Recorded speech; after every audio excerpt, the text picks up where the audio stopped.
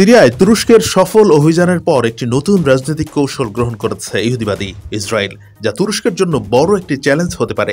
সম্প্রতি ইসরায়েল এবং গ্রিস একটি দ্বিপাক্ষিক চুক্তি সই করেছে, যার মাধ্যমে আঞ্চলিক জ্বালানি খাতে গুরুত্বপূর্ণ পরিবর্তন আসবে। এই চুক্তির ফলে ইউরোপীয় ইউনিয়ন সহ ভূমধ্যসাগরের পূর্বাঞ্চলীয় দেশগুলো লাভবান হবে।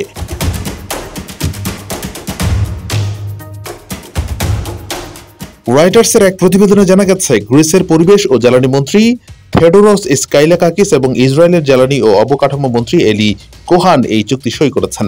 এই চুক্তির আওতায় গ্রিস হয়ে ইসরায়েল থেকে ইউরোপীয় ইউনিয়নে গ্রিন ইলেকট্রিসিটি সরবরাহ করা হবে, যা ইউরোপের জ্বালানি পরিস্থিতিতে একটি নতুন যাত্রা যোগ করবে। চুক্তিটি সই হওয়ার কথা ছিল গত মাসেই, তবে লেবাননের প্রতিরোধ যোদ্ধাদের সঙ্গে যুদ্ধবিরতি নিয়ে আলোচনার কারণে এটি কিছুদিন পিছিয়ে গেছে।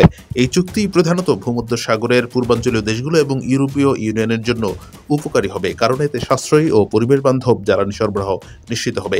ইসরায়েল এবং গ্রিসের মধ্যে এই চুক্তি তুরস্কের জন্য বিশেষভাবে গুরুত্বপূর্ণ, কারণ তুরস্ক ও গ্রিসের মধ্যে দীর্ঘদিনের বিরোধ রয়েছে। এই চুক্তি তুরস্কের শত্রু হিসেবে পরিচিত গ্রিসের সাথে ইসরায়েলের সম্পর্ক আরও শক্তিশালী করবে।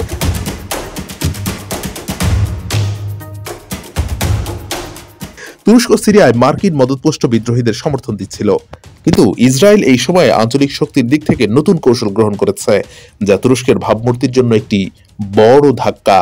এদিকে সিরিয়ার বাশার আল আসাদ সরকারের পতনের পর ইসরায়েল গোলান মালভূমি দখল করতে শুরু করেছে এবং সিরিয়ার কেন্দ্রীয় অঞ্চলের কাছে পৌঁছে গেছে। এই অঞ্চলের কৌশলগত গুরুত্ব ইসরায়েলের পক্ষে অত্যন্ত গুরুত্বপূর্ণ।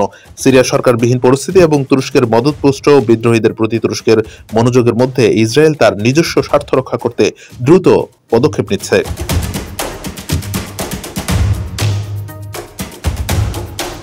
গ্রিস ও ইসরায়েলের মধ্যে সই হওয়া এই নতুন জ্বালানি চুক্তি আঞ্চলিক শক্তি এবং আন্তর্জাতিক জ্বালানি বাজারে নতুন বহুমাত্রিক পরিস্থিতি সৃষ্টি করবে।